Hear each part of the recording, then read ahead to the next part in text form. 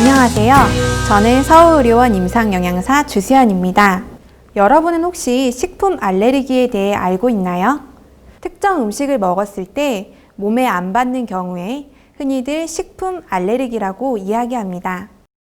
오늘은 식품 알레르기에 대해서 함께 알아보도록 하겠습니다. 우선 여러분이 알고 있는 식품 알레르기는 식품이 면역 반응에 관여하는 세포에 의해서 나타나는 현상입니다. 많이들 헷갈리는 것으로는 식중독이 있습니다.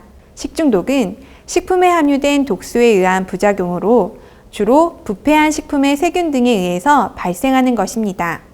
이제 조금 정리가 되셨을 것 같습니다. 특정 식품을 섭취했을 때 생체 이상 반응이 나타나는 것을 두고 식품 알레르기라고 합니다. 대부분 사람에게는 해가 없지만 증상이 있는 환자의 경우 그 식품을 섭취할 경우 비정상적인 면역 반응을 일으켜 피부질환, 가려움, 기관지 천식, 재채기, 위장장애, 발작, 어지러움, 혈압 저하를 나타날 수 있습니다. 식품 알레르기의 증상을 보면 어린 영아 때는 주로 보채거나 토하고 설사하는 장 증상이 나타나고 피부 발진, 가려움, 호흡곤란의 증상이 나타나는 경우도 있습니다. 흔하지는 않지만 아나필락시스라는 쇼크도 발생할 수 있습니다.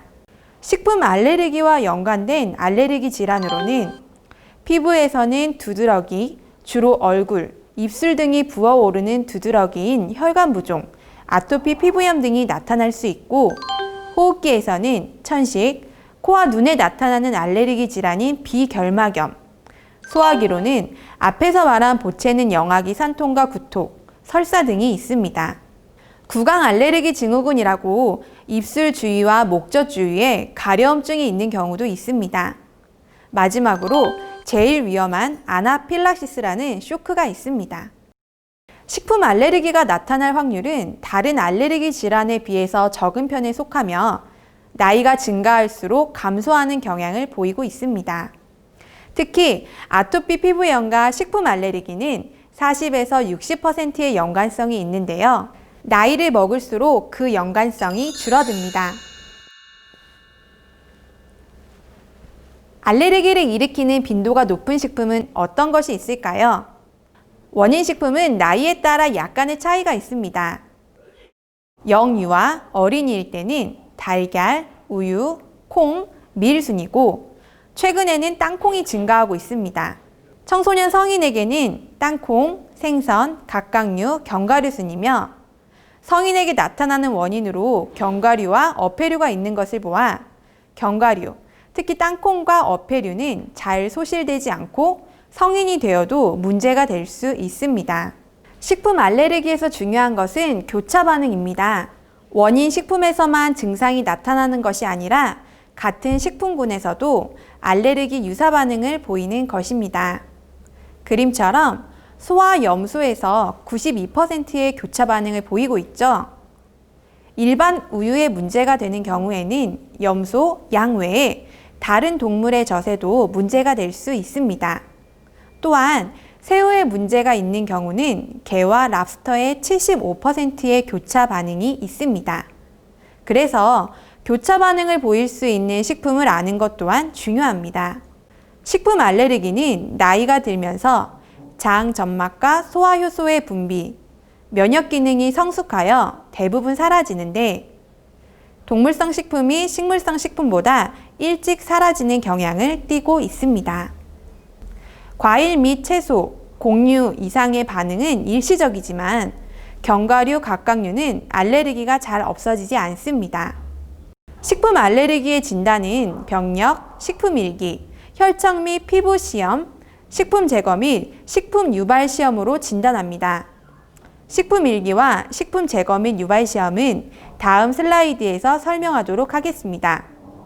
먼저 혈청 검사는 다른 알레르기 질환에서 검사하는 총 IgE 검사, 특이항원 검사, 알레르기 피부 시험으로 알 수 있습니다. 식생활 관리는 원인 식품을 밝혀내고 나서 그 식품을 섭취하지 않는 것이 최선책입니다. 이를 위해서 성분에 대하여 확인이 필요하고 지속적인 식사 일기를 써서 또 다른 원인이 있는지 확인해야 합니다.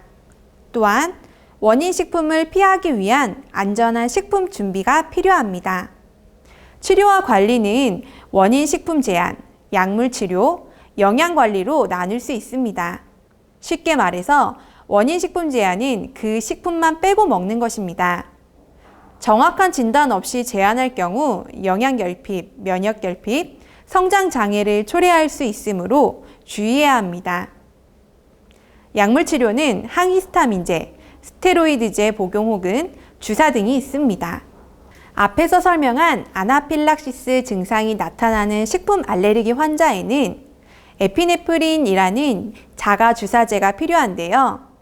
식품 복용 후 갑자기 혈압이 떨어지고 피부 발적이 전신적으로 발생하며 심박수가 떨어지는 아나필락시스가 발생했던 환자는 반드시 에피네프린을 자가 휴게했다가 필요시 주사해야 합니다.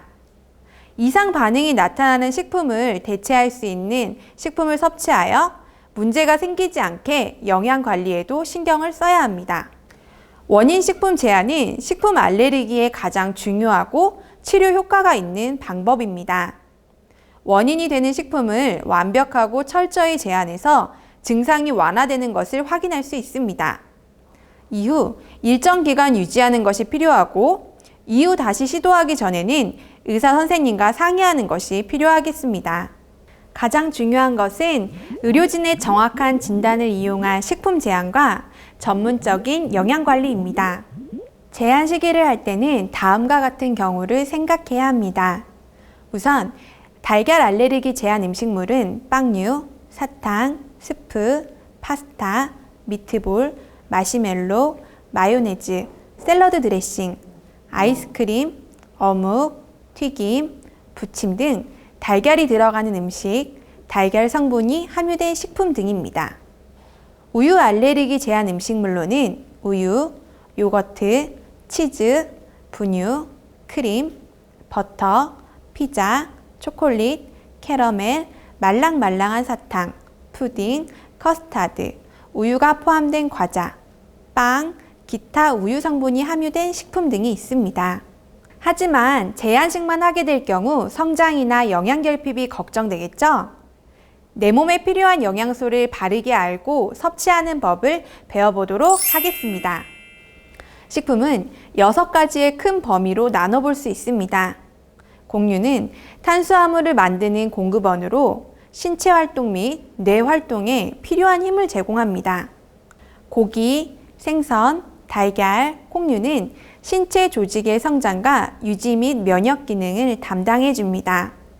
채소류, 과일류의 경우에는 비타민, 무기질이 몸의 기능을 조절해 주어 고운 피부와 좋은 시력을 유지하게 도와줍니다.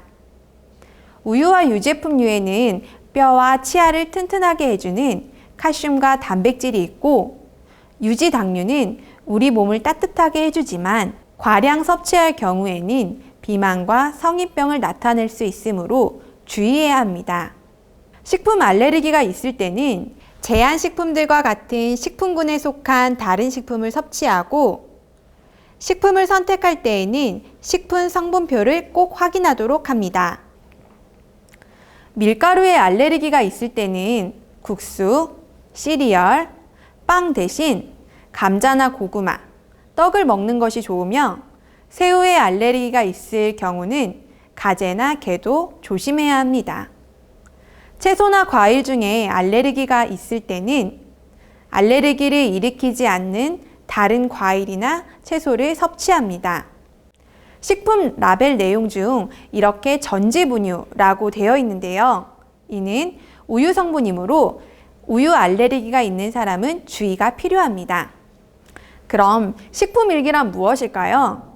식사와 관련해서 어떤 것을 먹었는지 일기를 쓰는 것입니다. 아침을 집에서 먹었고 그때 먹은 것이 밥, 된장찌개, 갈치구이, 배추김치로 기록했네요.